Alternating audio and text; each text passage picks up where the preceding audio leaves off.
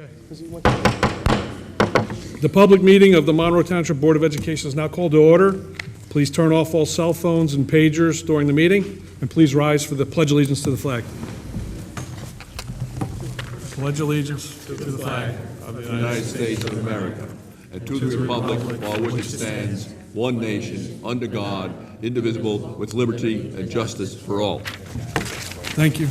Mike, can you please do roll call? Yes.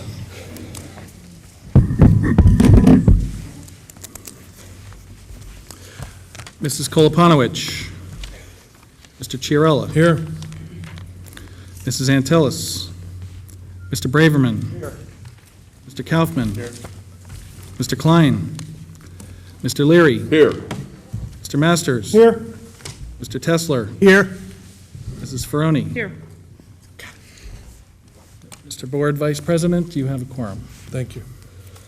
In accordance with the provisions of the New Jersey Open Public Meetings Law, the Monroe Township Board of Education has caused notice of this meeting to be published by having the date, time, and place thereof posted September 16, 2011, at A, all the schools, B, the Home News Tribune, C, Cranberry Press, and D, filed with the clerk and the municipality.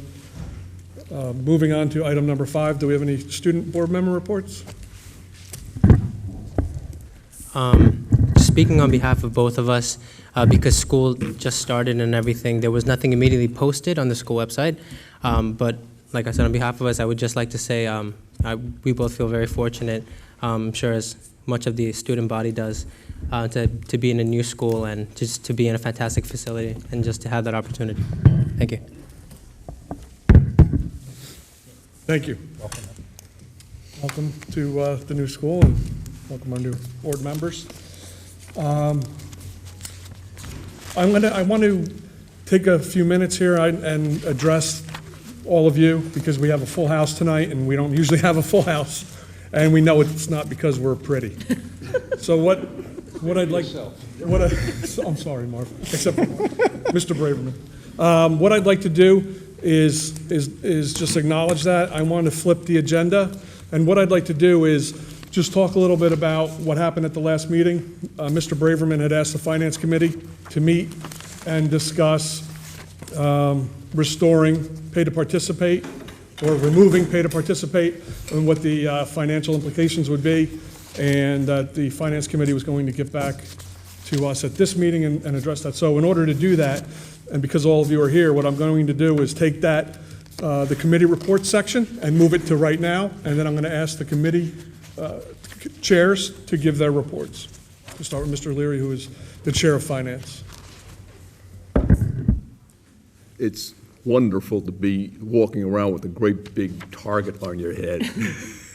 The Finance Committee met on Wednesday, September 14th. One of the items discussed was the Pay to Participate initiative, which has been implemented in the district in response to criticisms we received during the last 2 budget cycles from parents and taxpayers because other districts were implementing this procedure as a means to cut spending. The committee, although sympathetic to the objections from the public, believe that this matter has been well communicated. It was discussed during the budget development process. It was reviewed during the preliminary budget hearings. It was discussed again during the final public hearing and again at the budget defeat hearing. It was reviewed in the school story budget edition, which was mailed to every home in the township. Additionally, an alert now message was sent to all homes inviting parents to offer input on the pay to participate policy at regulations. Hold on, let me finish my statement. Then we'll have questions and answers.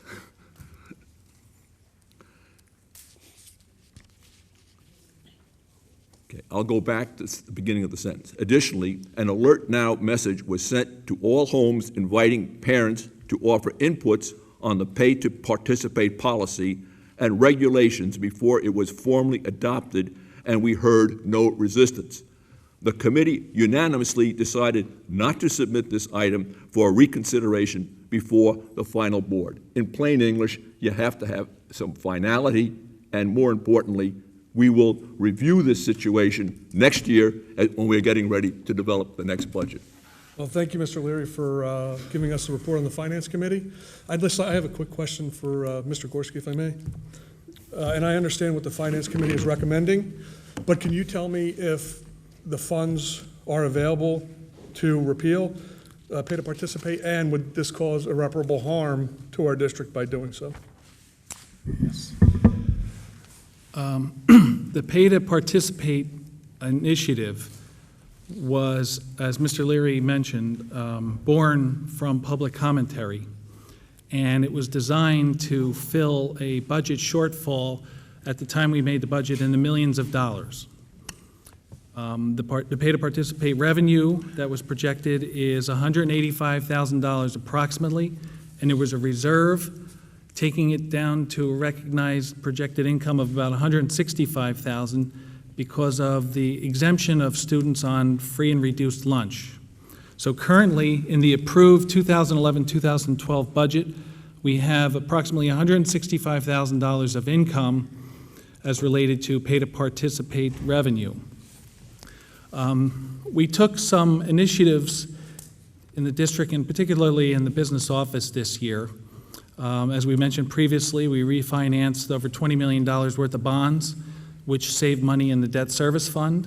And although that can't be used for this purpose, we also entered into a purchasing consortium where we buy supplies, janitorial supplies, school supplies, any type of supply item you can imagine, through a co-op with the county.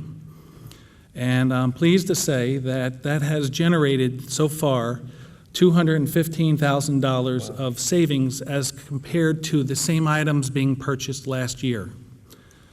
So we could transfer the funds from the various supply accounts to cover the revenue account for Pay to Participate. It would not have any harm to the long-term financial health of the budget. Thank you. Yes, Mr. Tesler?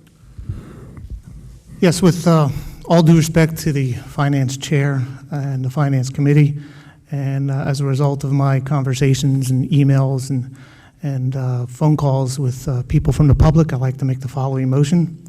It is recommended that the Monroe Township Board of Education to eliminate the Pay to Participate miscellaneous revenue source from the 2011-2012 budget and transfer funds from the supply accounts, whereas the district recognized savings in excess of $215,000 to replace it. Is there a second?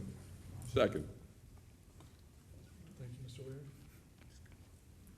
Any comments, questions? Mr. Braverman? I wonder if you can add. Loud enough.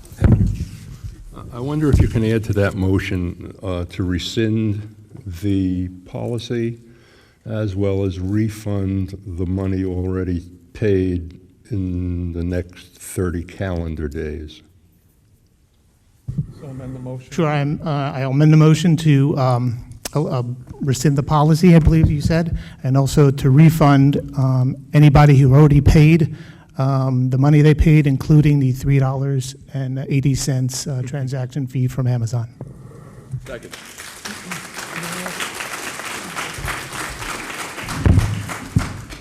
I hate to do this because I know you're making the motion, you have to keep remaking the motion here, but also maybe if you would be so inclined, maybe also to rescind the fees associated with that. It did. I just did. It's included.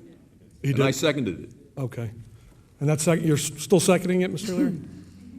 What? You're seconding it with that also? Yes. Thank you. Roll call then. Thank you. Mr. Braverman. Yes. Mr. Chiarella. Yes. Mrs. Ferroni. Yes. Mr. Kaufman. Yes. Mr. Leary. Yes. Mr. Masters. Yes. Mr. Tesler. Yes. Mr. Board Vice President, the motion to rescind Pay to Participate revenue source from the 2011-2012 budget and transfer monies from savings recognized in the various supply accounts, and also to return the fees and the associated transaction fees within 30 days, and also to rescind the policy, passes unanimously. Thank you. Thank you.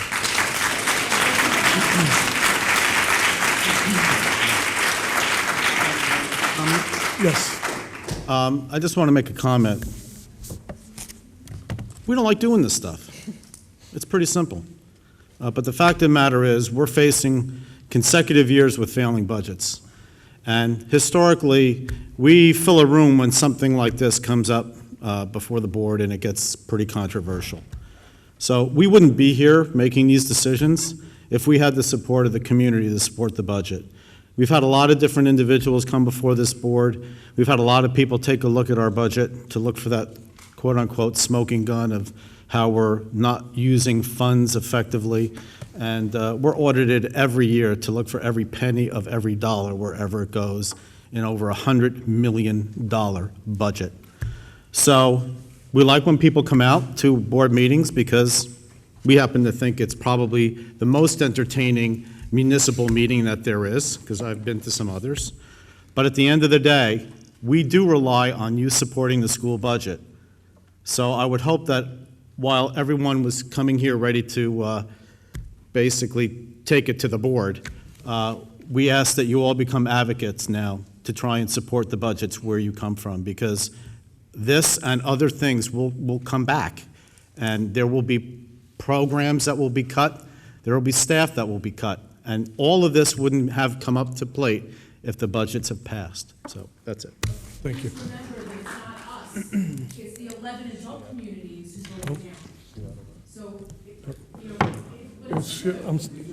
we do support it. Okay. I'm gonna open up to the public in a few minutes. That's okay. Thank you. Mr. Leary? Let us look at the facts. I am a member of Rossmore. I have been for 20 years. The problem is we do have yeses, but we have high participation. In the non-planned retirement communities, you have very low participation rate. Get your friends and neighbors out, talk to them and talk it up and get full participation, and then you'll get what Lou wants. Oh, you want it too. Yes. Thank you, Mr. Leary. I'm going to move back to the agenda item number 6, which is the public forum. Anyone from the public wishing to speak on any? Oh, you didn't finish committee reports. Oh, I'm sorry. I apologize. I got so worked up, I forgot about it. You have to excuse me. This is only the second time I've ever ran my own meeting, so I may need a little remedial help for that. But anyway, other committee reports, I apologize. Sorry. I'll be quick. This one's not as exciting, I guess, but we had a Buildings and Grounds and Transportation Committee meeting on the 13th. Again, I'm going to rip through these. If you have any questions, I guess you could ask the public. We had an issue with the high school with some of the bus parking. We're going to revise some of the line striping to make it easier for the kids to find their buses. Some construction updates. We're having some issues with the telephone system. We do have a fallback. We're using POTS lines, but we are actively investigating that with Comcast. The competition cheerleading has requested us to purchase better mats? New mats. For them to practice on. That was actually deferred to the Finance Committee. Eagle River requested transportation from us. We deliberated, and ultimately we actually denied the transportation request. And the tennis courts, we okayed patching the tennis courts of cost $4,000 to $5,000, but that was an estimate. That's it. Thank you. Any other committee reports?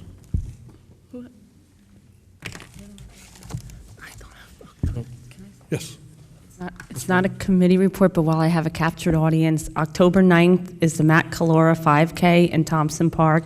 Matt's mom, Linda Calora, is a teacher at Barkley Brook, and he suffered severe brain trauma in a skiing accident. So if you want to go out and support Matt and the family, you can go online and register. You can only do it online. It's October 9th. Thank you. Okay, now moving back to the agenda item number 6. There's the public forum. Anyone wishing from the public to speak on any agenda items, please come to the mic and state your name, address for the record. Items not on the agenda can be addressed at the second public forum later in the meeting.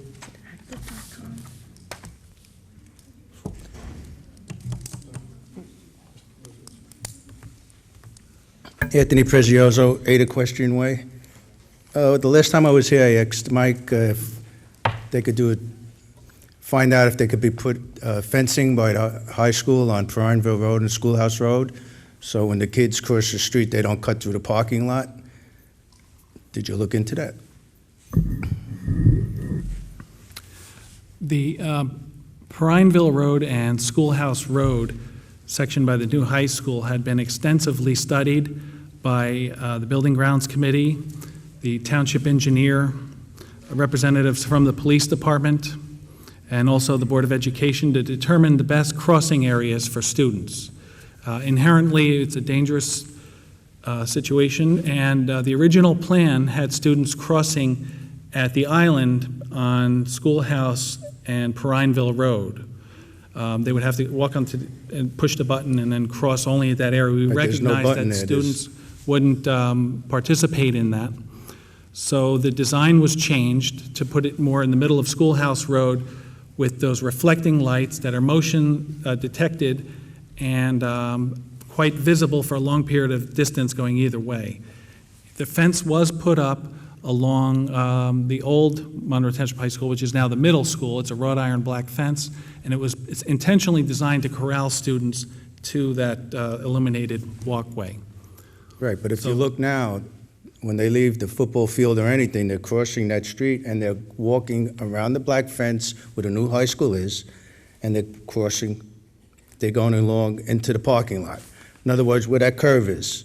And there's people at speed coming around that curve, somebody's going to get hurt. If you put the fence there, they're going to have to walk down to the lighted area. And I thought you were going to look into that, so. Well, again, this issue had been discussed quite thoroughly, and this was the safest consensus that everybody came to. We could certainly bring it back to Building Grounds Transportation for additional fencing. Someday stay there when they're having a football game and see how many kids cross that area there and go through the parking lot. I have a second question. In personnel, Ms. Tanasia is having a leave of absence. How long is her leave of absence? It seems 5 days here. We're unable to discuss personnel items, particularly in a public session when people have not had an opportunity to be riced, expressing their right to have that discussion. Okay. Thank you. Thank you. Hello, I'm Jacqueline Burbank. I live at 11 Carlton Avenue. I'm also the current music parent president. And first off, I just want to thank the Board of Education for removing the pay-to-play. But I want to address some of the things that were said here about pay-to-play, about the notification. I got up here in the June Board of Education meeting to discuss the zero-period busing, and I did not know at that time about pay-to-play because I would have said something at that point. I also don't ever remember receiving an alert phone message, and my son has been in the marching band for years. Also about voting for the budget, it is not something that you can control, but when I go to vote for elections, the voting opens up at 6 o'clock in the morning. When I go to vote for the school budget, it doesn't open until 2. And I don't get out of work sometimes until 7 o'clock, if not later. So it makes it very difficult because I'm looking to go vote in the morning, and I know that there's no control here over that. Absentee ballot. Okay, and is that I've used absolutely? it frequently. It's going to be counted immediately at that same time, or is it going to be one of these ballots that's counted later? Nothing can be done until all absentee ballots are counted. Okay. Thank you, because that upset me that I couldn't vote. But thank you once again for removing the pay-to-play. Thank you. Thank you. Anyone else? Good evening. My name is Doug Poy, 4 Tamarack Road. I'm looking at the regulation about acceptable use of computers and the iPads, and I'm specifically looking at 8.1, Section 8.1 of that regulation. If I understand it correctly, if I have a child that's attending the high school, I can pay $50 when that child receives their iPad. And in the event that the child loses the iPad, then that iPad is replaced. And all I've had to pay is $50. I would strongly encourage you to take another look at that regulation, because unfortunately, I don't think that that our citizens are all that moral and upstanding, because essentially what that's saying to me is that for $50, I can get a $400 or $500 or $600 iPad claiming that it was lost or stolen. I think if a kid claims that it was lost or stolen, the very first time, they have to pay the full replacement price. That $50 is just not going to cut it. I would willingly pay $50 and give it to one of my students in college, give the iPad to them and say, hey, it was lost or stolen, so my son needs another one. Now, I may have misunderstood this regulation, but if that's the way it reads, to me, it smacks of being very naive and overly trusting in the parents and students when you've got 1,500 to 1,600 kids here in the high school. Thank you. Dr. Gorman? Okay, so the regulation talks about a one-time replacement for the $50 for the life of the iPad. Also, the loss of an iPad, to me, that type of equipment would follow a police report on loss. So when you're talking about morals and ethics in our children, I think that's important. I don't know how many kids and their parents are going to file a police report for on purpose doing that. Having said all that, there's also, we have internal mechanisms that we can shut down the iPad. Students cannot download anything, so the usage of the iPad really becomes very limited as a tool. I mentioned to you about the learning capacity for the kids. The reason the $50 is being used, it's a self-insurance policy, so we could keep this technology learning environment rich and alive for all children. It would be tied into the code of conduct and the discipline policy as far as infractions in that capacity. Lastly, there are certain applications such as Find My iPad that we've talked about implementing if possibly with the iPads, and that basically renders the device totally useless. It could send off a siren that wouldn't shut down. It actually, when you click it, it takes a picture of you. So as far as records go, and it can even go to a GPS location. So that partnering with the police authorities is something that we're very proactive on. And I think, Mr. Poit, we've talked about this. You're going to get what ifs. You're going to get what ifs on an initiative of this magnitude. And the what ifs are going to help us learn and really structure how we move forward with this type of initiative. We've done a lot of consulting with other districts on this. The reports back to us has been from Apple and other districts under 5% in what you're referring to. But you know what? Monroe's unique. We haven't done it yet, so I don't know. I can't predict the future, but we are taking a lot of proactive measures. The next step for us is a very comprehensive orientation. So we're asking all parents to come with their child to receive the device in October, in mid-October. There'll be an orientation, there'll be contracts, and we believe that by partnering the parents and the students up and understanding the magnitude of this learning tool, that it won't become the norm, it'll be really the exception. But again, I can't promise anything because I can't foresee the future, but we have thought about that a lot. And you know, the flip side was we talked about an external insurance policy, and that was over $1 million, and that wasn't doable. So, you know, the feedback is important for us, and as we progress, we need to see and monitor exactly how the process goes. But we already even talked about putting together a learning station where Mr. Goodall does the orientation and shows what the app can do. And he's pretty convinced that they'll say, oh, you can't get away with this because Mr. Goodall showed us that. So we have a plan for the PR and the safety of the iPad devices as we move forward. Anyone else?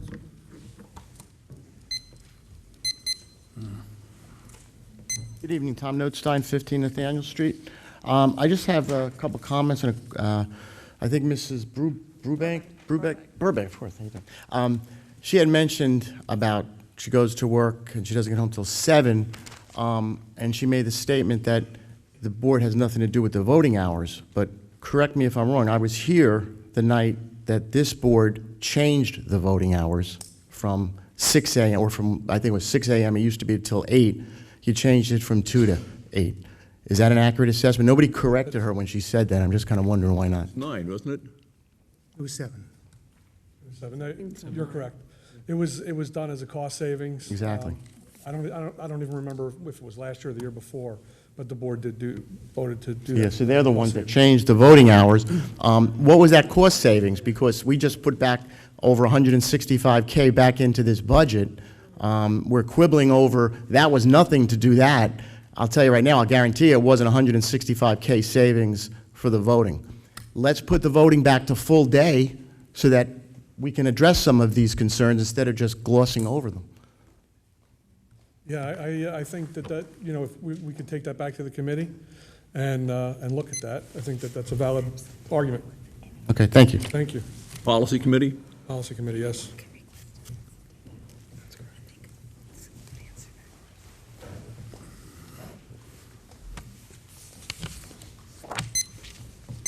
Hi, I'm Kathleen Collins, 27 Avenue E. I just have another question about the iPads. The $50 is for insurance purposes, correct? So when my child turns the iPad back in the end of the year and everything's fine, do I get my $50 back? Is that something that you're holding on to, or are you paying an outside company? Mr. Gorski's going to address that. As Dr. Gorman mentioned, the $50 is a self-insurance policy, and it's designed to pay for any repairs that are needed out of misuse or any replacements of the items. At the end of each year, that aggregate net amount of money that the district holds will be returned to the taxpayers in the form of excess surplus tax relief. So I'm giving you $50, I just want to be clear. I'm paying $50, and if nothing happens to my iPad, you're giving it to everybody else. You're not giving it back to me. Well, similar to an insurance policy.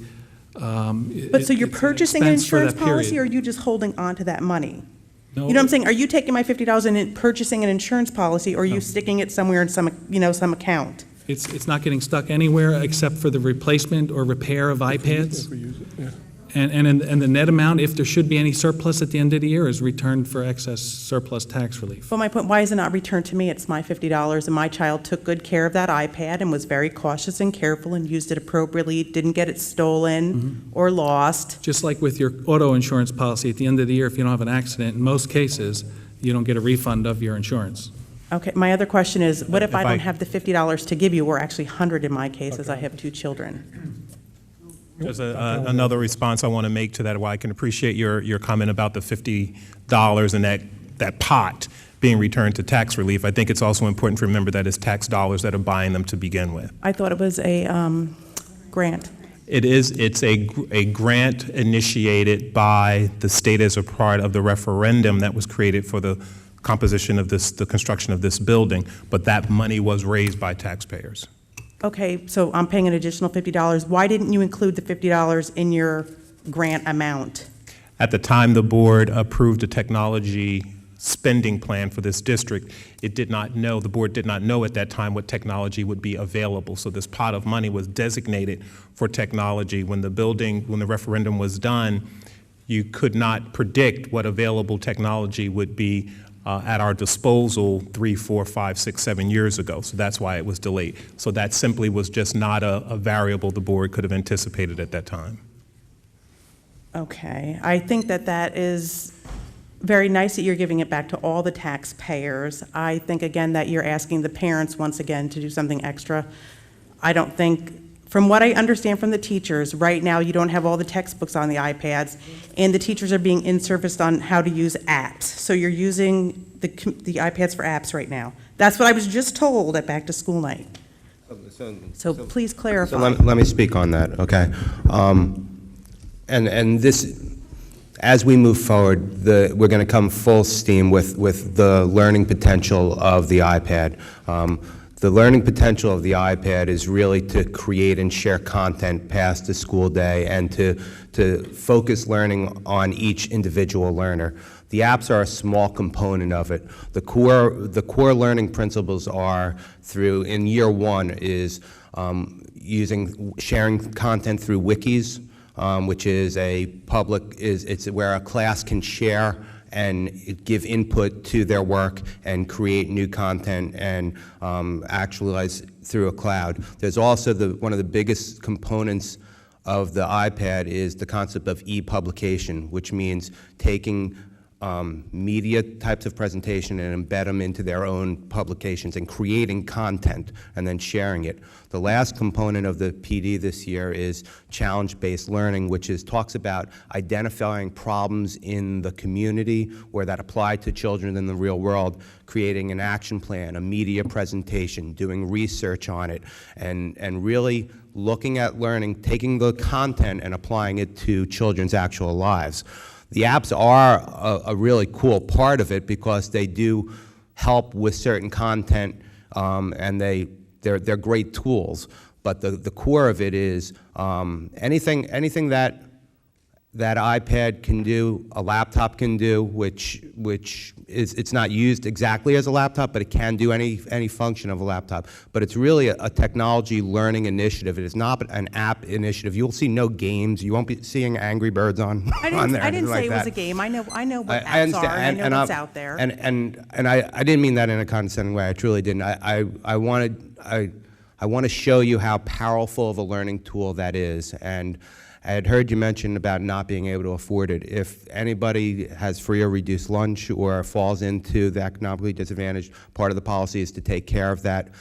We've talked about a payment plan, so if you can't give us the 50, at one shot, then we take 25 at one time, and then over the year. So Mr. Goodall has the ability to work with the community as far as that is concerned. Here's the biggest impetus as we were going forward with this.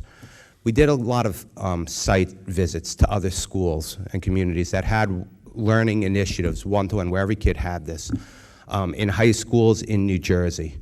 And the conclusion clearly was, if our kids don't have this, they're competing for the same colleges or jobs that these kids have these types of tools at their disposal, at their fingertips. And what the vision of the board is let's get our kids competitive with the best in New Jersey, and let's really increase student learning. So that is really the total foundation of it. It is to improve learning in every capacity in the 21st century world. It's a very different world than the way I grew up and I was taught. And the fact that I could go across the world right now in 30 seconds is staggering. So there's a lot we'll be doing with podcasts, with creating of content, with sharing, with we had one class in our elementary schools this week do an actual Skype where the teacher was out on a medical leave and he actually was video and he was interacting with all the kids.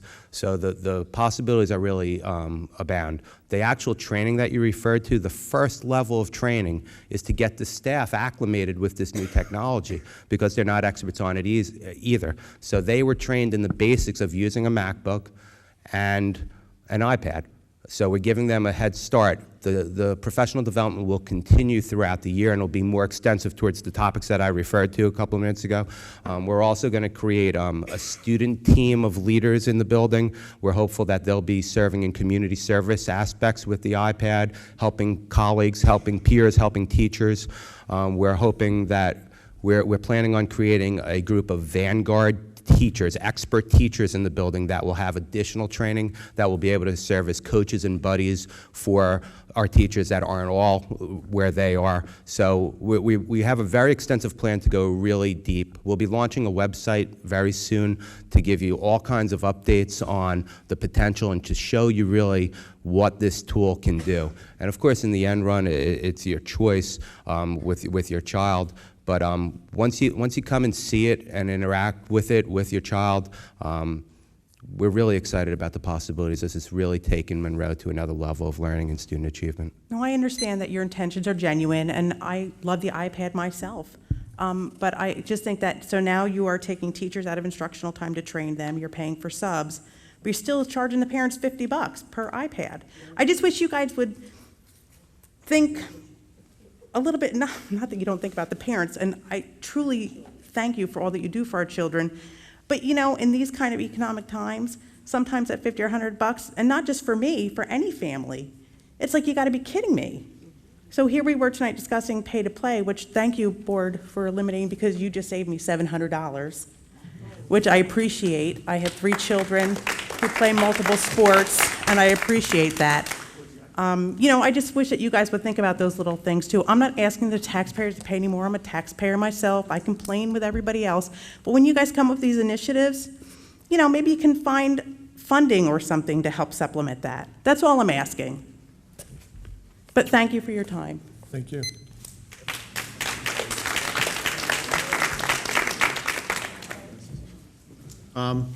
This is Luke Halfman. I just wanted to talk to some of the technology initiatives and the things that were done behind the scenes, because we actually have a great crowd here tonight.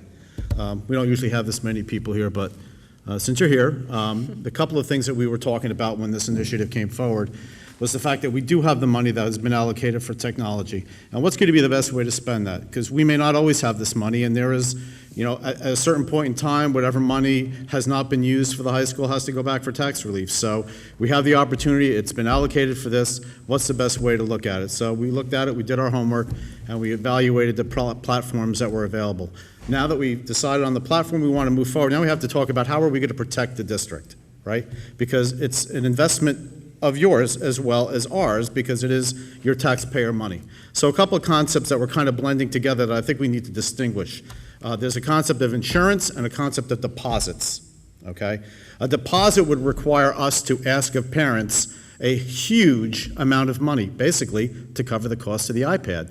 So in the previous speaker's case, we would probably be talking on the neighborhood of close to $1,400 for 2 iPads, for money up front to hold in our coffers to let the whole year run out, and if nothing happened to the iPad, then it would go back. But that's $1,400 you have to pay now, right? Which we thought that would be a little excessive, because $50, obviously is also up for question. So what's another thing we can do? In insurance, that's the way insurance works. You get a little bit up front, you pay as you go. In our case, we're going to get $50. That's going to cover the cost, and at the end of the day, you don't get the money back because you're covering a risk, a potential risk, right? So we're going to take the money that has been accrued and then roll it back for tax relief. So it's vastly more efficient than asking taxpayers for deposits.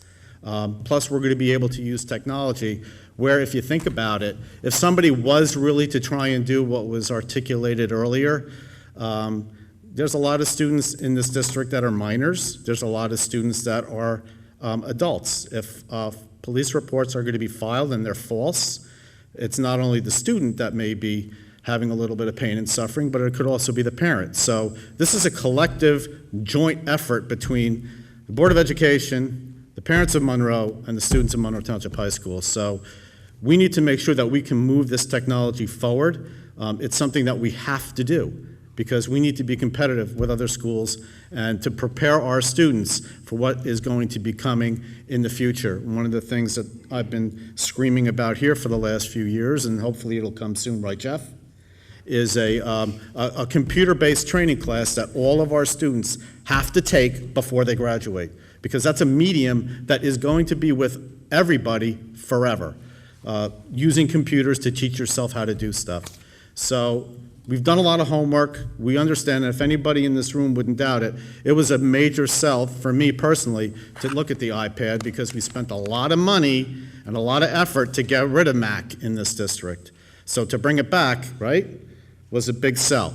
So this is a platform that has stability. This is a platform that has a lot of resources that are being put behind it. And if you dispute that, just go out there and count how many apps are available for either iPhone or iPad. So we're looking to embrace the technology and also leverage our ability to create content, which is really where the money is going to be, for us to be able to build our own material. If textbook companies don't want to capitulate and provide our content in electronic medium, we'll build our own and then sell it to other people. So that's where we're going. If I may, Mr. Vice President, I noticed a few people, when we were talking about pay to play, indicated that they may not have received the message. If you're not receiving Alert Now messages, please contact your schools. I just pulled up the report. The message was sent on July 14th and again on July 27th. July 14th indicates that there was 6,781 calls. 56% of them got a live voice on the phone. 40% received an answering machine, too busy, and 3 no answer and some other. But if you're not receiving those messages, please refer to your school so that we can make sure we have the right contact information for you on the alert now. But according to reports, the message was successfully sent and delivered. Thank you, Dr. Hamilton. Yep. If you can come up. Stand up. Thank you. Your name and address. Sherry Smith, 46 McFarland Circle. Are the iPads coming with protective covers? Yes. Yes. Jeff, don't turn from me. Yes. Okay, good enough. It scared me for a second. I don't know what's going on. But they don't bounce. Anyone else from the public? Holly Chigarovich, 12 3rd Avenue. For the iPads, are they required of the students, or can you refuse them?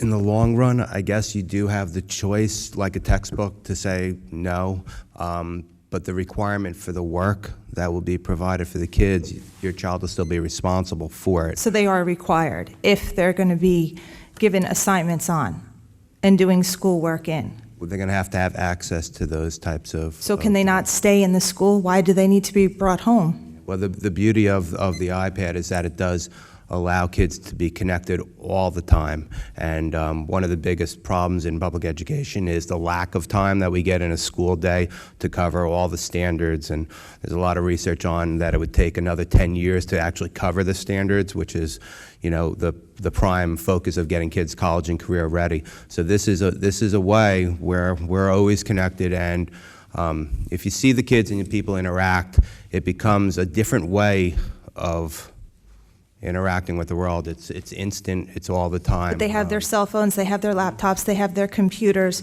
This is another piece of equipment that they have to be responsible for. And to be quite frankly, I don't want it. They're being told that they could have any kind of app on there.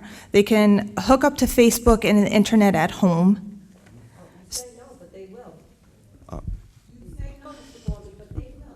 We have mechanisms behind that restrict the downloading. Here or at home? The student iPads are locked down for downloading any type of application. They will have internet access, but they will not have the ability through a Wi-Fi, but they will have no ability to download their own applications. So they can still get on the internet at home? If there was a network to access. If there was a Wi-Fi, like if you went to Starbucks, there's a free Wi-Fi, or Panera's, so they could hit it there through the internet. Then I didn't get my daughter or my daughter's iPads. They have all this other stuff, and I don't think they're responsible enough to have them. Do you know how delicate they are if they get dropped? How many times are we going to be able to replace them at a fee of only $50? And then after that? Yeah. So this is important conversation as we move forward, because. Why did I go out and get a laptop? Well, we talked about a laptop. The beauty of the iPad are there are no movable parts in them, so there's nothing. But they're easily broken. It either works or it doesn't work, and all of the studies that we've seen, there's currently over 700 iPad initiatives throughout the United States, and it's growing every day, and we'll make that research available for you. We've been told and that they've had very low incidence of breakage. What they've found is that the kids value it so much because it becomes their lifeline almost, that they really... I don't want them to have that to be their lifeline. Then I guess in the long run you have the ability to refuse it. But then my child will be penalized if they don't do their work. Well, you told me that they would have access to it. They have access to the internet and all of that. One of the cool things that you're able to do is each kid can take anything they create and send it to a cloud, so in their individual own student account. So if they wanted, I mean, I guess we could work out, if you didn't want it to leave the school, that they could check it out and then check it back in the day. That's something that we could definitely discuss as a procedure. If you say they have access to internet and those tools that's at home, that's something you could definitely discuss with administration. And then I still have to pay the $50 insurance fee? at this point, it's a technology use fee because they'll get the cover. So they'll is get it earbuds. insurance or is it a technology fee? It's a technology fee which covers the implementation of the iPad and everything associated with it. Okay, because you have to get with the teachers and let them know all this information, because they're telling our kids one thing, you guys are telling us another. I went to back to school night, and they said 5 or 6 years for textbooks to get onto the iPad. They don't know what they're going to have available on the iPad. One of the statements, and this is part of the delivery of information out and the right information out. One of the goals that we're setting is that within 3 to 5 years, the curriculum committee said that they'd like to be textbook free with that. But the problem is that all the publishing companies are scrambling to get onto this because this has become such a hot commodity. So it's moving there. We're not there yet, but the reality is that the content available and accessible is everything the textbooks are and more. So there are certain iPad textbooks that are more interactive and give you much more than just a textbook on, in an app. They interact with you. They do a lot of different types of things with you that a traditional textbook like you and I grew up did. But the technology is evolving very quickly, but it's not there yet. So that's why there's a long-range goal to get there in 3 to 5 years. So we are moving in that direction, and that one of the other things we're seeing is an enormous savings in already through the apps and some of the tools that this has over things that we've done traditionally, like scientific calculators at a much reduced Well, the course. algebra teacher said they don't even have an app for the graphing calculator. So not only do they have to carry their textbooks and their notebooks and the iPads now, they're going to have to carry their graphing calculator, which they're responsible for. So what I'm hearing is that I have to do a better job of communicating out to the staff to get you the clear picture. So what you'll see in the next week is a frequently asked questions and an information site that'll give you specifics. And I really encourage you to come in and make an appointment with me or anyone or the high school principal so I could really help you understand the impact on learning that we're going forward to. But I have to have this feedback in order to give you the right information. So what you're telling me is really helpful to me because we do have a scientific calculator app that is going out. Graphing. Yes, the graphing calculator. And we also have,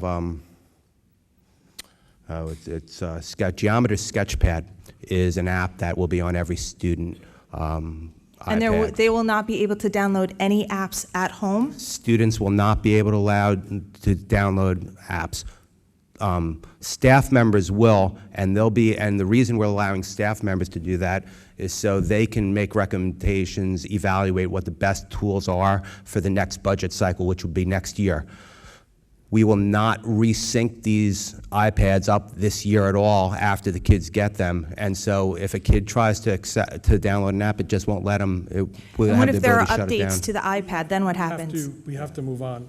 If you want, Dr. Gorman said he'd be perfectly happy with you. Okay, that's fine, then I'll move on to, I'd like to, we have a 3-minute rule, and I'd like to be able to get to everybody in here. Thank you.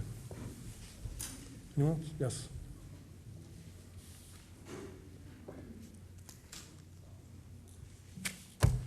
Gary Friedman, 5 Elizabeth Avenue. First of all, I have 2 children, 24 and 27. They've gone through the Monroe school system. My question is this, listening to the parents out there, I came here for the pay to play just to support those people that actually thought that the school board could absorb the cost. But now listening with the iPad, I understand that there's a $50 fee or for an insurance program per year, but they hear that that goes back to the taxpayers every year, which means each parent's going to be paying $200 over the course of 4 years. Just a thought, and again, this could be with the finance committee, and I don't say it's fair for the sophomore through the seniors, but if this, with the exception of this year, if that fee was for freshmen only, and that money was used as the insurance plan, then each family or each student would pay a total of $50. You could set up an insurance fund to repair or replace, and in that sense, you're self-insured. That's being self-insured. Self-insured means you're able to pay for the repairs yourself without having to go to a second source. So again, just a suggestion, if it's a freshman fee, it's $50.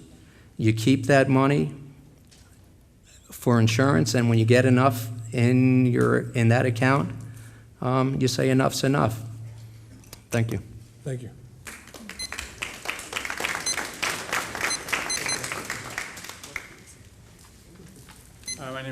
My name is Gary Clayton, 6 Christina Court. Just a question regarding the iPads.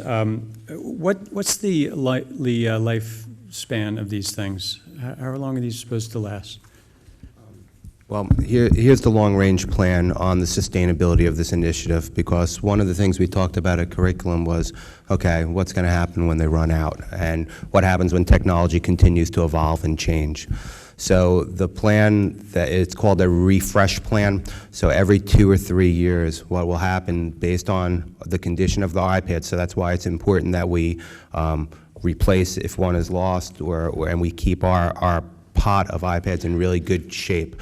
A third party will come in and give us fair value for it. Because it's a learning tool, it's not a computer, it's got very, out in the world, this has a lot of good residual value. After 2 years or 3 years, depending on what we decide to refresh, and who knows, it could be the iPad 12 by then, they would give us a fair value for it, and we would then enter into a lease purchase agreement. So it would then become part of our budget cycle, and then every 2 to 3 years we would refresh and have the newest device in place. So this does not become just an initiative that stalls and fails. It becomes sustainable and long-term. Well, that's kind of my point. I'm just curious as to, are we getting ourselves into we have a technology fund now to purchase these things, and in a couple of years, are these, when we're all used to them and everyone has them and it's a basic piece of equipment, are we now setting ourselves up for a ad infinitum purchase of new equipment every 3-4 years? Because we all know how worthless every one of these laptops you have, in 2 to 3 years, you're going to throw them in the garbage.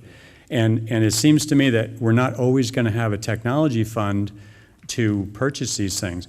Furthermore, technology to me is all around us in this school, this beautiful school, by the way. But why was the technology fund not used to purchase any number of other pieces of technology? Why did it have to be this? How could, there's televisions, there's computers, there's cables, there's Wi-Fi, there's audio-video things. That's all technology. Why wasn't that money used to purchase things that we had to have rather than purchasing things we didn't have to have? It was. This is a small component of the 2.364 that's allocated for technology. And as far as just another point on the apps, where the teachers are using the Monroe Township email account to set up their accounts, that means that even if an app is gone, it's ours, we own it for life. Mm-hmm. So those apps will never leave. As far as the development of it, we've seen with this tool is that they will continue to give us apps that help create content, not just access it and share it. So it becomes more of a content creator, and all of that is ours. And because we keep it on our servers, and because we've gone through the method of purchasing them, they're ours, so they stay with us. The evolution is that the product just keeps on getting better. Is it a guarantee? No, we're on the edge. We're leading the way in a lot of ways in this initiative. But we feel that this is the best learning tool for our kids to be successful. Well, it's true, and certainly we have to keep up with technology. However, these things that you say that we need this. However, at back to school night, my son's geometry teacher says, "I don't really give homework," and that makes me shake my head, because all right, we have these neat gadgets, yet he can't assign homework on a regular basis. As a matter of fact, I feel that Applegarth, he had problems with the same thing in Applegarth. Coming to the high school, really had some difficulties, but that's my own problem. But the thing is, I think you need to get I don't often come out to these types of meetings, and I own a business. We're all busy, of course. I just don't make the time, unfortunately. However, I feel that the school districts in general are really quite out of touch with the way the economy is today, with the state of this state, that we really need to, and you all need to really radically change your thinking about how you pay for things and how things work, because it's not working for us. New Jersey is crippled with taxes, and the fact that we're sitting in this beautiful building, while I appreciate it and my kids will take advantage of it, it's a lot of money. And our taxes continue to go up, and it's just, we really need to possibly take a step back and maybe not get all these gadgets and focus on the basic things. Thank you. Mr. Leary? Mr. Clayton, I'd like to address some of your concerns. Number one, the $15 million that was part of the electrical contract work here was to build the basic structural cableways and provide the pathways for not only electricity, but for data and for video, and it provides a very, very strong structured interconnection. And so I think we've addressed that issue. And then later on, when we go out and have a free-for-all, I will get on my hobby horse of talking about state aid. Anyone else from the public?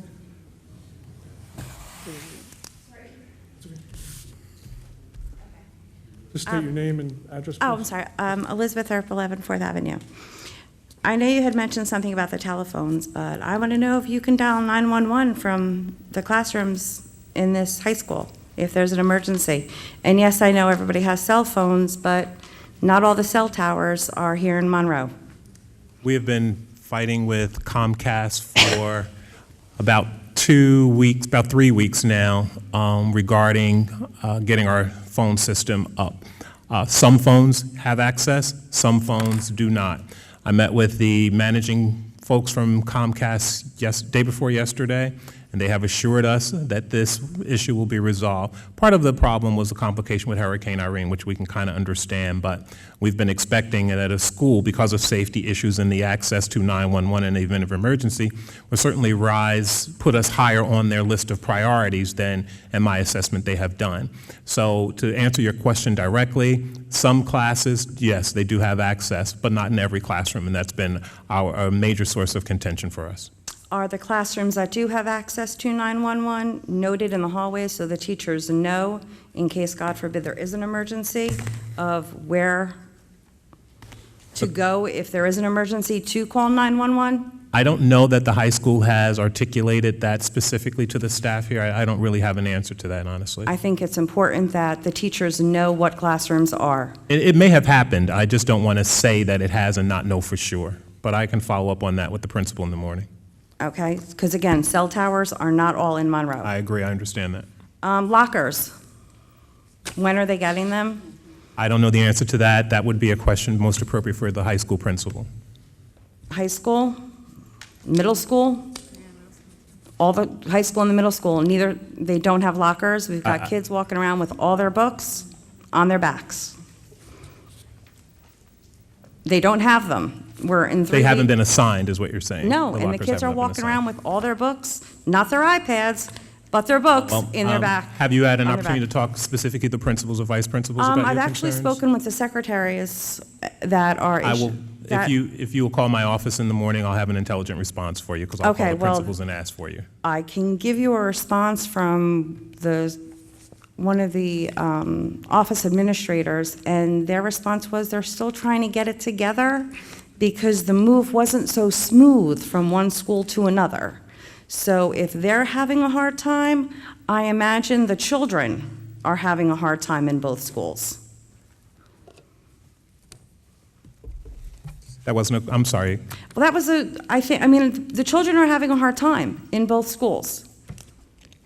That they don't have lockers, their schedules were late, it's just, it's not smooth, I don't think. I know over at Woodland, over at the middle school, the children, they're shuffled about, they don't have things that they need, the notices were home late or weren't sent out in a timely manner like that they usually were. Things just weren't as smooth as they were this year as they were in the past. And question about the iPads. If they can access the internet at home, if they can access the internet at home, can they access everything on the internet? Or are the sites that are blocked here at school, will they be blocked at home as well? Such as Facebook and things of that nature. Yeah, so So if I have things that are blocked that I don't want my child to see at home, if I have parental blocks on my computer at home, I know my parental blocks aren't going to be on the iPad, but if I have parental blocks, can my child access everything on the iPad? everything that's downloadable, but the key to that is the acceptable use policy and our clear expectations that anything that is not used for the learning process comes with consequences and discipline. So just like anybody with a cell phone in any school can do inappropriate things with it and access any type of equipment, which I wore the hat of principal and middle school principal for many years, and I've seen it all, believe me. The same rules and standards, and that's one of the main reasons why we want a parent with the child when we give it to them. It's one of the big asks because we need to form a partnership, we need to educate, we need to say this is not an appropriate use of technology and not acceptable by you as the parent, by us as the school, and this is not the intent. And if it is, so here's one of the immediate consequences. The kid turns in the iPad, they have to come into school every day and pick it up for 3 weeks at the help desk, and they're not allowed to take it home. So then we've laid down some type of accountability process to it. But we really need we need to work collectively to implement that. But can anybody do anything? Yeah, the day and age of that is different. I mean, I could just poll how many videos are taken at any given time, any place, anywhere. It's a different world, and our feeling is the best way to acclimate our kids to that better world is to educate them about them and keep them and embrace them. And this is a common conversation. There are schools that say, no, we keep it out, but that really has not been a best practice in anywhere that I've seen throughout the United States as far as technology. You need to work with it and not reject it because the world is very different connectivity-wise. So Okay. it's a little scary, you know? It is. It's a So little the- scary. I'm a parent of an 8, 11, and a 13-year-old, and my sixth grader has a phone, and he can access. But so what's my job in saying, hey, let me see what song you downloaded, and shame on me if I don't do it, you know? It is, because you check the phone, you check the internet, and you have parental blocks on things, but this, I can't mess with your iPad. Well, we're and going to do a lot of outreach and workshops, so you're going to be able to. So you'll be able to say, hey, gimme, boom, and you'll be able to see exactly where it is also. We also will be able to track when the iPads are not in school instantly. So we gave a lot of thought on the containment of it and not opening it up for students to download things because we wanted to control it. As the kids got acclimated to it. So there's not really much that they could do except access the internet on their own, but they could access the internet anywhere. I could access it right now through my phone. But again, I anticipate the what ifs, and we're gonna work together to create the best learning environment for the All kids. right. Thank you very much. Thank you.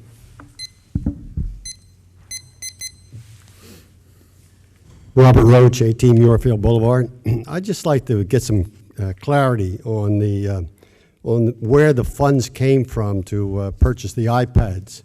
There was a mention of a grant, and I didn't quite understand Dr. Hamilton's explanation. Now, a couple meetings ago, it was discussed and mentioned that since the construction budget came in under budget, and there was money left over from the bond referendum that the taxpayers passed, then it was a matter of seeing whether they could use some of that money that was under budget instead of being returned to the taxpayers as it is required to under law, that it could be used as part of the technology budget. And so that it really is not a grant, not grant money, it's monies from that budget for the construction of the high school. Is that not correct? The portion of the school construction fund was a grant for part of the cost for constructing the high school, so that part is true. It is a grant in that sense. The other part of my response to that question is we do have two different grants that have also been a part of an iPad initiative in the district. That's the iPad, the Impact Grant, and grant through our special ed department. So there's a couple of sources that were a part of this whole iPad initiative, which isn't just exclusively through the bond referendum. Now, it was indicated that it came in under budget, and X number of dollars, millions of dollars, was under budget, and that would be returned. Now, what was indicated at that meeting, a couple meetings ago, is that that money was being shrunk for the purchase of the iPods. Is that not correct? For the technology, not just the iPads, but the technology piece in general. So the board designated a technology pot, if you will, and just happens to be at this point, a large portion of that was for iPads, and the other balance of that was certainly for other technology devices that were added to the building. So the remaining funds, the part of the referendum that was approved and not completely expended for the construction of the high school and its supplies, equipments, those things associated with furnishing the new school will then be, if it's the pleasure of the board, and I'm certain it is, will be a part of a return to the taxpayers once the high school is phased out. Keep in mind, however, that all of that money cannot be returned at once because there will be punch list items over the course of a few years that funds will need to be reserved for. Well, in the original budgeting, I guess, was there a dollar amount for technology? Yes. Set aside? Yes. And was it expanded? Once the budget came in, the construction came in under budget, was it expanded to include the iPods? I'm not entirely certain of that amount that was established prior to my arrival, so I don't want to give you an answer that's not accurate. Maybe someone else who may have served on that committee at the time will give you a more accurate answer on that. Lou, can you give it that? I don't have the number from that. That's quite a number of years ago. We'd have to get back to you, Mike. What I can tell you, though, is that it wasn't, what didn't happen is we didn't say, oh, we have money left over from construction, let's buy iPads for everybody.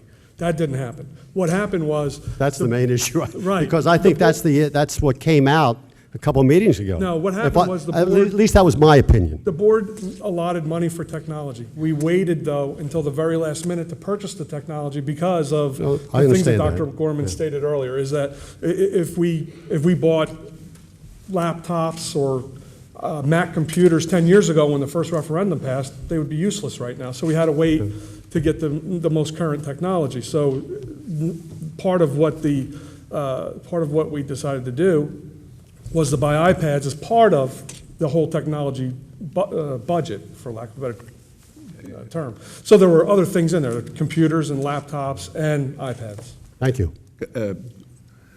I'm an electrical engineer, and there's a well-known measure in the electronic industry. It's called Moore's Law, and that says that when you're looking with semiconductors, that every 18 months, the cost goes down by half, or your capabilities go double.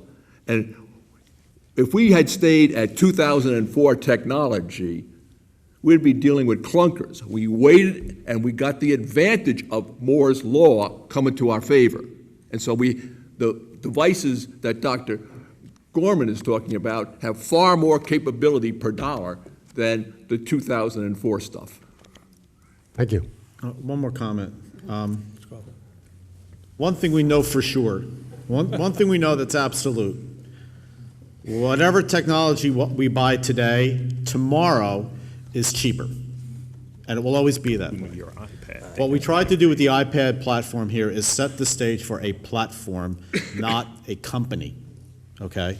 And by that I mean, yes, it just so happens that right now we're purchasing iPads because they are the best of breed, and today they bring the most complete solution for all of our needs. That's going to change. So as we move forward, as Gary brought up a little while ago about technology that we're buying and investing in, one thing we know when we start looking about when it's time to refresh these things, where today I have an iPad that I purchased for $600, 3 years from now, we don't know. It could be somebody else's tablet, which is $200.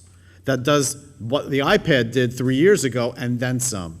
So we're setting a stage for a platform, and we want to make sure that as we move forward, that we're going to be able to provide the technology solutions that we need to make better use of everybody's funds as we move forward, whether it's electronic books that we purchase or content that we author.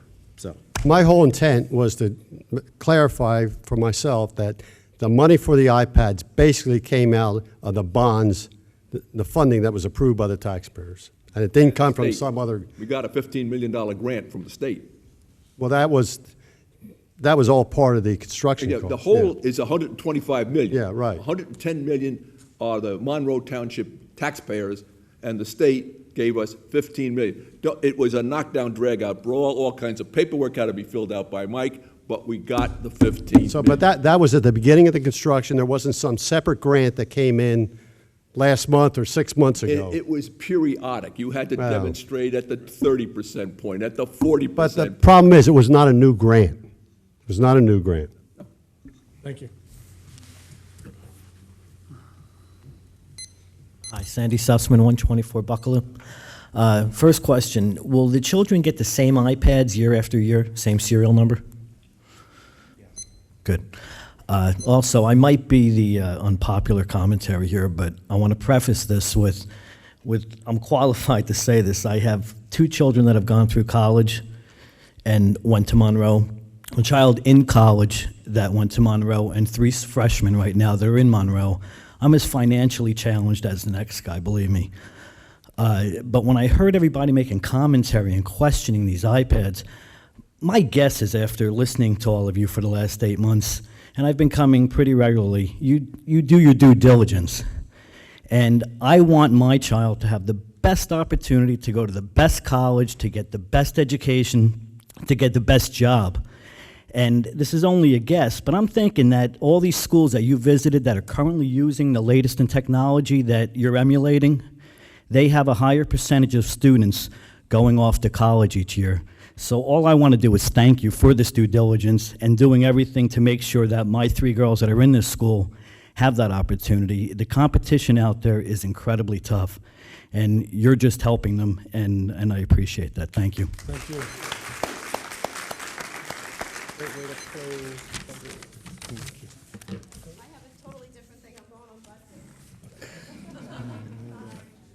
My name's Kim Shavs, 2 Horseshoe Court. I live in the Millstone River Preserve. I wrote numerous letters for the last 3 years. I'm trying to get my community deemed hazardous. There's no sidewalks. The roadways are 22 feet wide. Regular areas are 28 in other communities. My son's getting dropped off. If I allowed him to take the bus, it would be a mile from my house. I'm extremely frustrated. No one calls me back. I've been to the mayor's office at this point. I don't understand why. I just want you to follow your guidelines and have my kids be safe. And I don't understand why no one calls me back and no one will do the right thing for us. And I'm just extremely frustrated. I don't know what else to do. Mr. Gorski.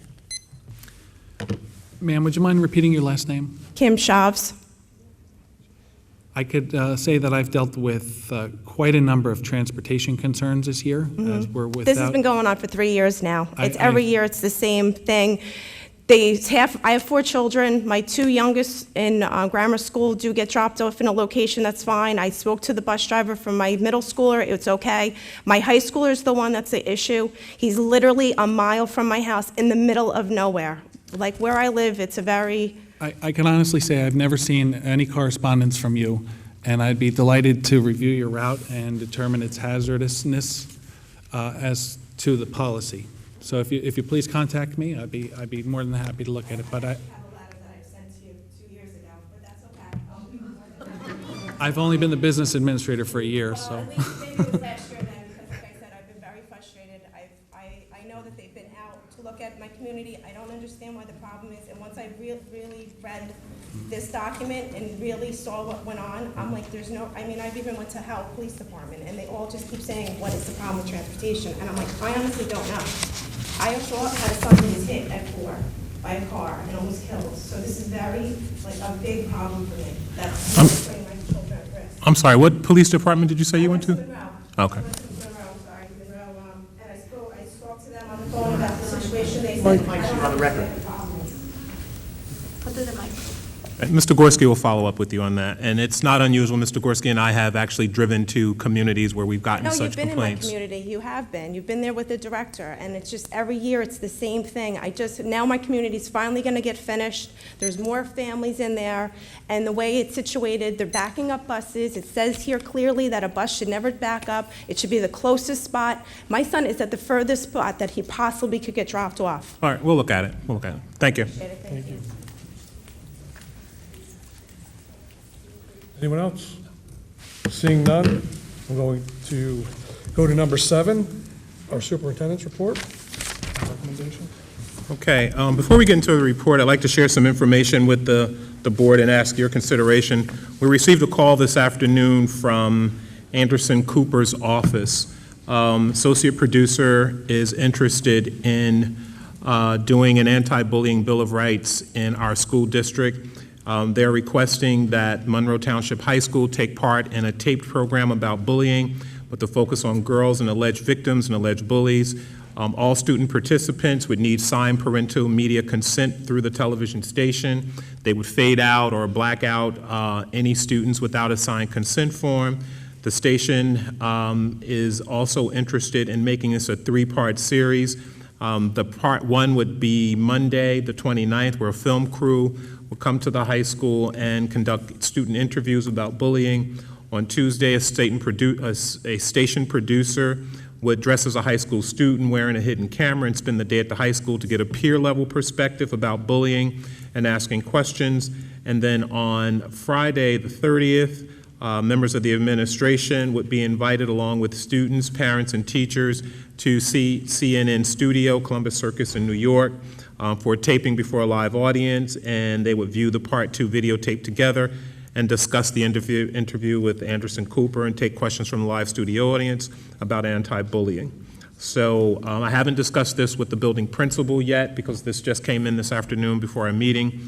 But if this is something that we'd like to pursue, I'd like to ask the board's permission to explore this.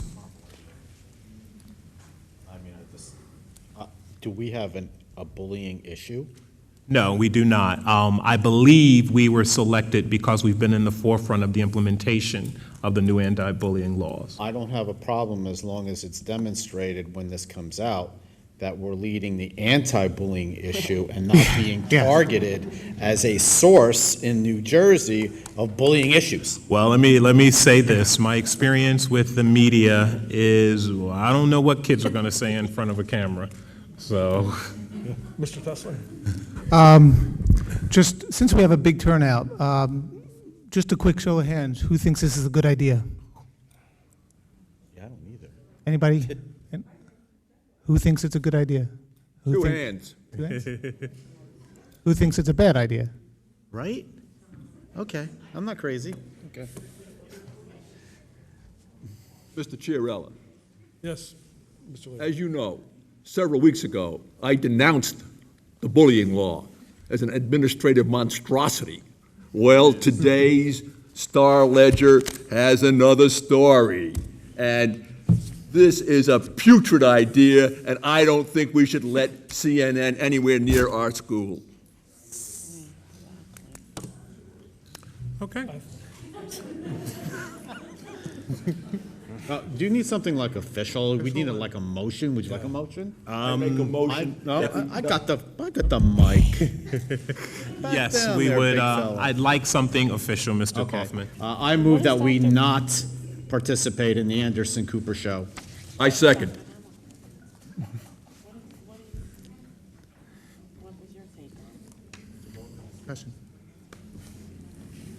Doesn't matter.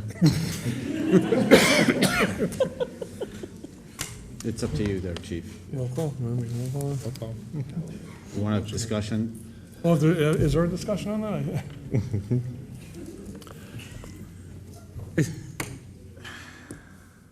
Did you talk to Mr. Goodall? Ken? I didn't talk to Mr. Goodall about it yet, so I don't know what his stance on it would be. Obviously, I'm bringing it here. I thought there was some validity to it. I think whenever a district is doing something that's admirable, I think it deserves recognition.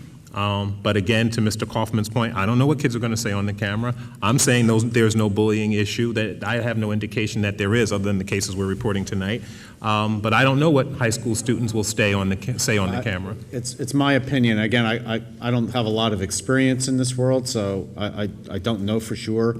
But I think they're smarter than us when it comes to obtaining information. And I think when they come in here and they ask you to sign a piece of paper, it's going to be basically saying, you're letting us come in here and do what it is that we said we were going to do, and then we have full editing capability and rights, and you have nothing. And I just think it's opening up a box that we will not have control over and could potentially shed a negative light on the district. Look what happened to Jamesburg when the television crew came in, and they made Jamesburg appear to be a bunch of racists. Don't let them in. Okay.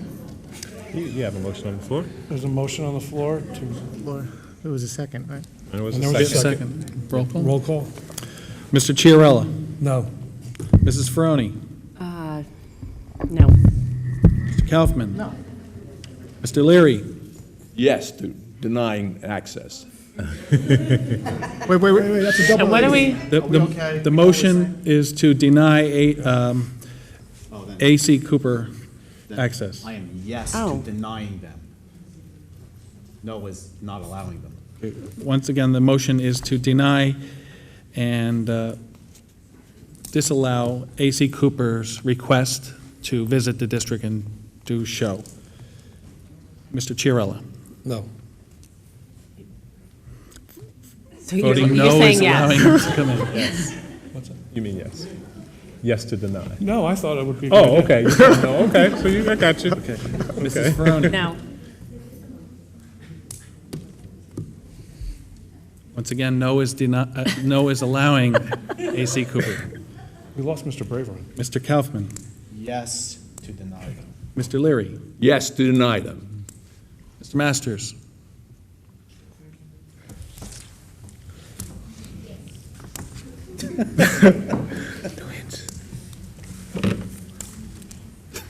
Don't give me a time. Yes. Mr. Tesler? Given the light that Monroe has had a lot of bad press these past few years, yes. Mr. Board Vice President, the motion passes to deny A.C. Cooper access to do a show in Monroe. How about Anderson Cooper? Yeah, really. Yes. Okay, moving on, Mr. Board Vice President. Dr. Hamlin, can I just clarify Mr. Leary's comment, just for people to understand what he's talking about? Several years ago, Diane Sawyer did, not her personally, but ABC sent in a group of young African-American men in a BMW and had them circle the railroad tracks 75 times before they were pulled over by the police. And then in the segment, it was deemed that we were racist. They failed to mention that they had driven around the railroad track 75 times in a row till finally the cop said, "What are you doing? You've been doing this for hours." So I think that's what Mr. Leary is talking about when the media is able to put whatever spin they want on. It's an evil spin. Yeah. Okay. All right. Mr. Board Vice President and members of the Board of Education, it is recommended by the superintendent that personnel items A through Q be moved by roll call vote. Please know that item Q is listed on your addendum. So moved. Second. Questions or comments? Roll call, please. Mrs. Ferroni? Yes. Mr. Kaufman? Yes. Mr. Leary? Yes. Mr. Masters? Yes. Mr. Tesler? Yes. Mr. Chiarella? Yes. Mr. Board President, personnel items A through Q passes. Moving on to board action items, Mr. Board Vice President and members of the Board of Education, is recommended by the board by the superintendent that the board approve action items A through H by roll call vote. H is listed on your addendum. So move, Mr. Kaufman. Is there a second? I'll second. Mr. Masters. Any questions or comments? Seeing none, roll call, please. Mrs. Ferroni? Yes. Mr. Kaufman? Yes. Mr. Leary? Yes. Mr. Masters? Yes. Mr. Tesler? Yes. Mr. Chiarella? Yes. Mr. Board Vice President, board action items A through H passes. And that concludes the superintendent's report. Next on the agenda is number 8, the Business Administrator's Report and recommendations. Board President and members of the Monroe Township Board of Education, it is recommended that board action items A through T be approved by consent roll call. T is an agenda item.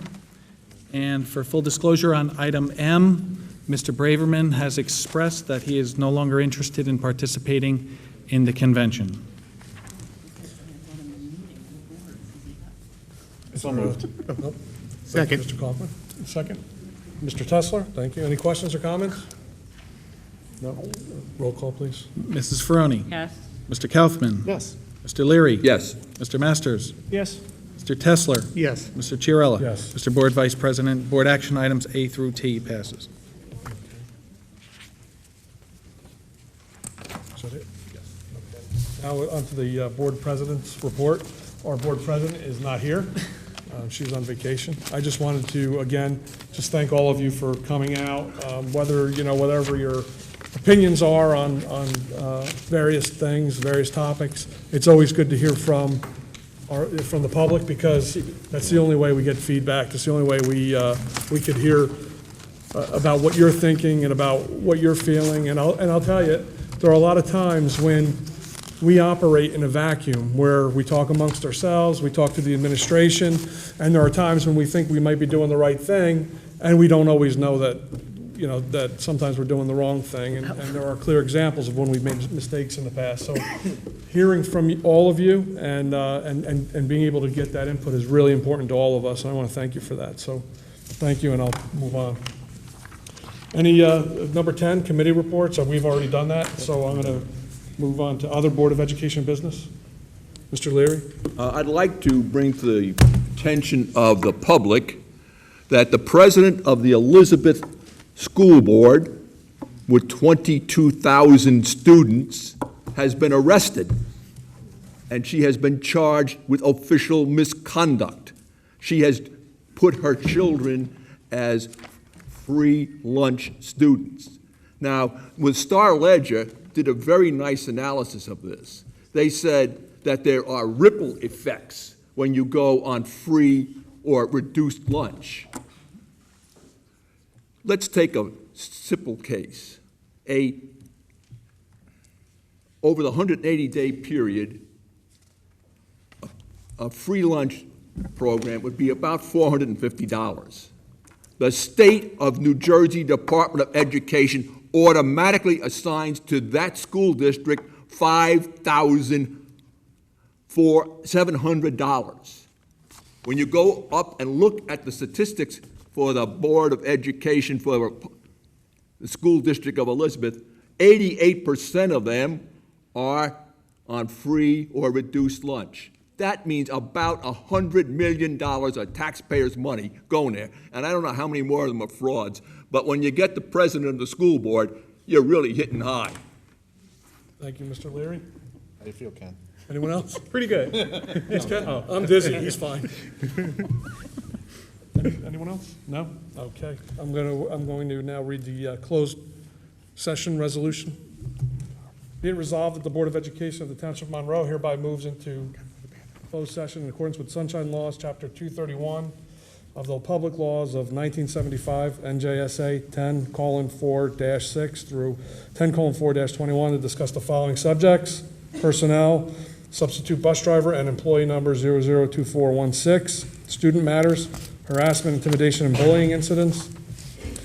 File number 1, date 9/8/2011, MTMS, student number 79163. File number 2, 9/9/2011, Oak Tree School, student number 82486. File number 3, date 9/9/2011, Woodland School, student number 83144. File number 4, 9/12/2011, Brookside School, student number 82955, file number 5. 9/15/2011, Barclay Brook School, student number 85995, file number 6. Date 9/16/2011, Barclay Brook School, 85995. File number 7, 9/16/2011, Woodland School, 83435. File number 8, 9/20/2011, Monroe Township High School, student number 80955. File number 9, 9/20/2011, Woodland School, student number 83326. Is that it? The last sentence. The discussion conducted in closed session can be disclosed to the public at the time as the matters have been resolved. Motion and second, sir. Did I get a motion for that? Second. All in favor? Aye. Opposed? Abstentions? Thank you. It'll be real quick. We'll be back. Promise. Good. Okay, we're back. We're going to move on to number 12 now, the public forum. Anyone from the public wishing to speak on any item, please come to the mic and state your name, address for the record. Good evening. Chrissy Skirby, 8 Seminole Court. I just had a question for the board. I was wondering where the renovations at Applegarth School stood and if the plan was still for Applegarth to open in September. And if possible, there's a lot of questions at Oak Tree School from parents asking what's going to happen next year. Is it going to be, is Oak Tree going to be a K through 2, a K through 3? Is it just going to be 4th and 5th graders at Applegarth, 3, 4, and 5? There's a lot of confusion, and a lot of parents are concerned because, they want to prepare their children as well. If this is their last year at Oak Tree, what next year is going to be. So I was just wondering, I know, we drive by all the time. We haven't seen any construction vehicles over there. Just wanted to know what the status was. I know there's the asbestos. There were problems with the caulking around the windows, the air conditioning, all the issues. So where does that project stand? Currently, the Applegarth was just held off for the summer because of all the other things that were going on. It wasn't the priority since the building wasn't planned to be used this September. So yes, those items, the asbestos, the lighting, and I forget what the third item is at this point, but the caulking, yes. Those items will be addressed. The plan right now, as of today, is for that Oak Tree will be a 4-5 building. I'm sorry, Applegarth will be a 4-5 building, and Oak Tree will be a K3 building. That's the plan as of today. The enrollment at Oak Tree, as you probably know, is continuing to grow. That plan may have to be revisited by the time we finish up this year, but at this juncture, you can plan minimally on a 4-5 configuration for Applegarth, possibly 3-4-5, again, depending on what the numbers are by the time the school year ends. Is it possible that maybe on the district website there could be information and updates, maybe a designated area on the site to keep parents informed as the year goes on? We can take that to Buildings and Grounds, and if that's something they endorse, then I think that's a reasonable request. Okay, thank you. You're welcome. Thank you. Anyone else? I have a motion. Okay.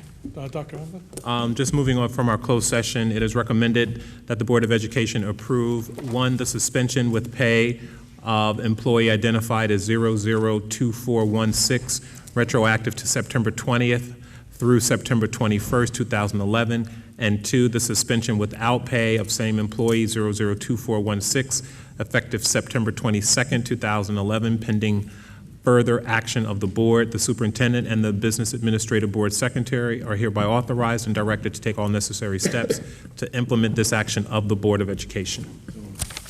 Second. Thank you, Mr. Kaufman and Mr. Tesler. Any questions, comments? Mr. Chiarella? Yes. Mrs. Froni? Yes. Mr. Kaufman? Yes. Mr. Leary? Yes. Mr. Masters? Yes. Mr. Tesler? Yes. Mr. Board Vice President, motion regarding employee matter discussed in closed session passes. Thank you. The next scheduled public Board of Education meeting will be Wednesday, October 12th, 2011 at 7 p.m. at the high school. Thank you. Motion to adjourn. Motion to adjourn. Motion to So moved. adjourn. Second. Discussion? All in favor? Undo our first.